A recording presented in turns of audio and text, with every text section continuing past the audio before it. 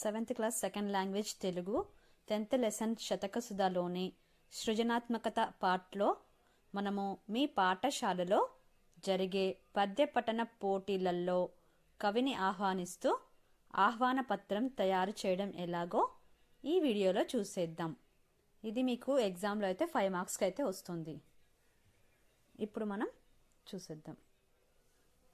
మనము లెఫ్ట్ సైడ్లో స్వాగతం అని, రైట్ సైడ్లో సుస్వాగతం అని రాసుకోవాలి. ఓకే, వాటి కింద మధ్యలో మాత్రం ఆహ్వాన పత్రం అని హెడ్డింగ్ రాసుకోవాలి. దాని కింద గౌరవనీయులైన కవి శ్రీశ్రీ గారు మా పాఠశాలలో పద్య పఠన పోటీలు నిర్వహిస్తున్నాము. సెకండ్ లైన్, కావున మీరు మా పాఠశాలకు విచ్చేసి